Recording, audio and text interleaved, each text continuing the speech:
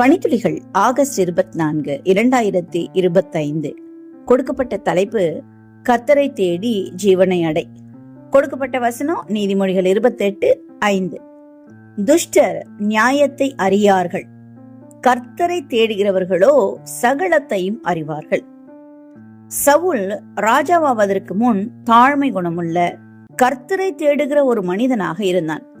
அவன் தகப்பனுடைய கழுதை காணாமல் போனது. சவுலும் வேலைக்காரனும் அதை தேடியும் கண்டுபிடிக்க முடியவில்லை. இருவரும் கர்த்தருடைய தீர்க்கதரிசி சாமுவேலிடத்தில் கழுதையை குறித்து விசாரிக்க போனார்கள். கழுதையும் கிடைத்தது. சவுலினிடத்தில் தேவ ஆவி இறங்கினபடியால் சவுலும் தீர்க்க தரிசனம் உரைத்தான். ஆனால் ராஜ்யபாரம் அவன் கையில் வந்த பிற்பாடு அவன் தேவனை தேடுவதையும் அவருக்கு முதலிடம் கொடுப்பதையும் விட்டுவிட்டான். கர்த்தருக்கு பயப்படுதலே ஞானத்தின் ஆரம்பம். தேவனை அறிகிற அறிவுதான் அறிவு என்று வேதம் சொல்லுகிறது. சவுல் தேவனை தேடாததினால் புரிந்து கொள்ளுகிற அறிவு அவனுக்கு இல்லாமல் போயிற்று.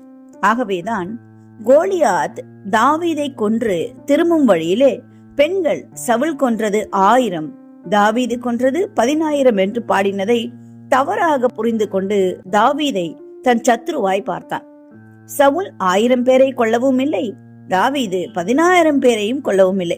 இஸ்ரவேலின் போருக்கு சென்று திரும்பி வரும் வீரரை பெண்கள் புகழ்ந்து பாடுவது ஒரு வழக்கமாய் இருந்தது. 1000, 10,000 என்பது அங்கு வழங்கி வந்த ஒரு சொல் இலக்கண தொடச்சொல் ஆகும். அவர்களுடைய கண்மலை அவர்களை விற்காமலும் கர்த்தர் அவர்களை ஒப்புக்கொடாமலும் இருந்தாரானால் ஒருவன் 1000 பேரை துரத்தி 2 பேர் 10,000 பேரை ஓட்டுவதெப்படி என்று உபாகமம் 32:30 வாசிக்கலாம். அவர் உன்னை வேடு நுனிய கண்ணிக்கும் பாழாக்கும் கொள்ளை நோய்க்கும் தப்புவிப்பார், அவர் தமது சிறகுகளாலே உன்னை மூடுவார் என்றும் சொல்லுகிறது.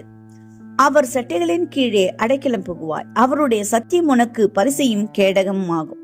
இரவில் உண்டாகும் பயங்கரத்துக்கும் பகலில் பறக்கும் அம்புக்கும் இருளில் நடமாடும் கொள்ளை நோய்க்கும் மத்தியானத்தில் பாழாக்கும் சங்காரத்துக்கும் பயப்படாதிருப்பாய். உன் பக்கத்தில் 1000 பேரும் உன் வலதுபுறத்தில் 10,000 பேரும் விழுந்தாலும் அது உன்னை அணுகாது என்பது சங்கீதம் 91:7 சொல்லப்பட்டிருக்கிறது.